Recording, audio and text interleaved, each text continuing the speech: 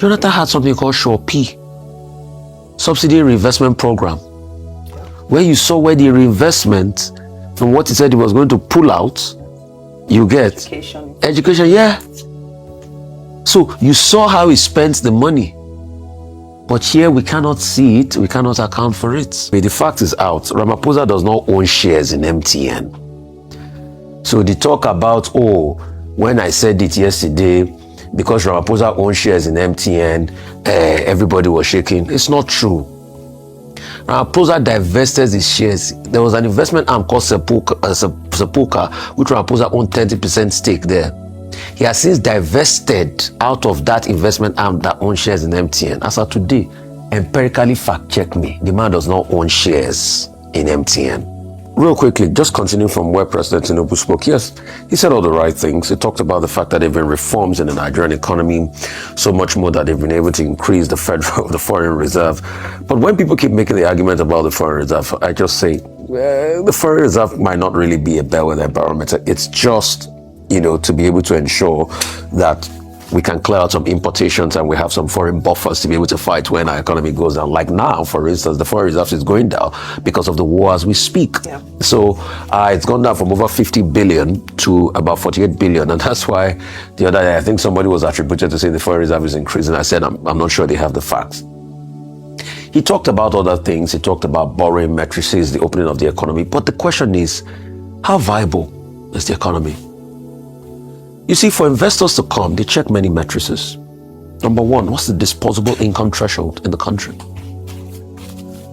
You have creamed off the disposable income threshold after you remove subsidy without attendant effect of nurturing the economy. All the promises President Tinubu made as regards subsidy removal have all failed because you claim, number one, that you are giving the money to the states. We are not seeing the impact of the money. Is it not part of the money that the wheel is now reporting that 800 billion out of FAC is being set aside for elections? Close to 1 trillion naira. Close to 1 trillion naira. Until today, the government cannot even come out and give us a forensic report and say, okay, this is how our audit money trail goes. Just like till today, they think we have forgotten. Amukpito has not subjected himself to an independent forensic audit, not an INEC written report of a forensic audit that a lot of people quickly watered down. Nigerians have not forgotten. If Amukpito does not submit himself to the independent forensic report as regards that Twitter handle, and he thinks Nigerians have forgotten, these are the things that are going to taint the believability of the elections when it happens. It's a fact, it's the truth, and the truth doesn't hide. So they think because the matter has gone out of the news cycle, we will not talk about it again. They should keep deceiving themselves. When you look at the proposition, we're going to do infrastructure, we're going to reinvest the money. We didn't see the investment. At least, as they disagreed with Jonathan and President Tinubu called Jonathan all sorts of names and called subsidy Jonathan's tax, subsidy removal Jonathan's tax. Jonathan had something called P, Subsidy Reinvestment Program, where you saw where the reinvestment from what he said he was going to pull out, you get education, yeah. So you saw how he spent the money, but here we cannot see it, we cannot account for it. We are also talking about investor climates. You can now see why I was irate yesterday. President is going to look for investment. Senator Adams Oshiomhole said we should nationalize companies. By the way, the fact is out. Ramaphosa does not own shares in MTN. So the talk about, oh, when I said it yesterday, because Ramaphosa owns shares in MTN, everybody was shaking. It's not true. Ramaphosa divested his shares. There was an investment arm called Sepulka, which Ramaphosa owned 30% stake there. He has since divested out of that investment arm that owns shares in MTN. As of today, empirically fact-check me, the man does not own shares in MTN. That's the danger of populism and populist talk, because it's not based on facts. I give you facts.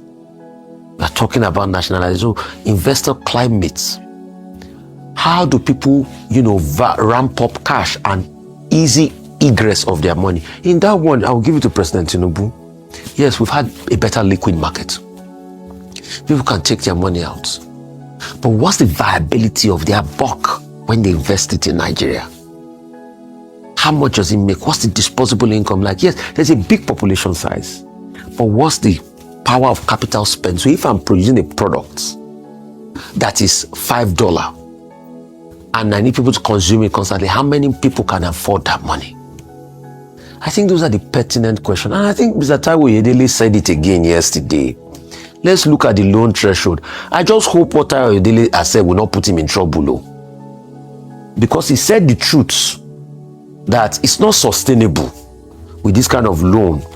We are taking another 1.something billion from the World Bank. We are taking loan here and there. You can't sustainably run an economy this way. You know what will happen?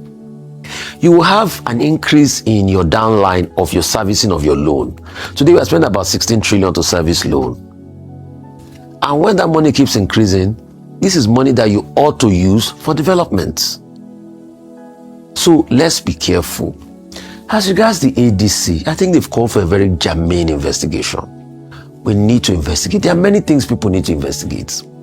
They need to be able to even ask for a forensic audit trail of how monies were spent, and the Will newspaper should also be able to help with providing more facts to the investigator.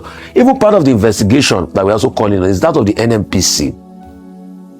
As of yesterday now, I think the group led by Daily Alliance, they've written a petition to the IGP as regards the two companies and how did the NNPC get those two companies that they are signing an MOU with. We need to also be able to see the MOU and see a level of accountability. As regards the summit in Kenya, it's just talk shop. Europe will not invest 27 billion and just ensure that all the money goes to you.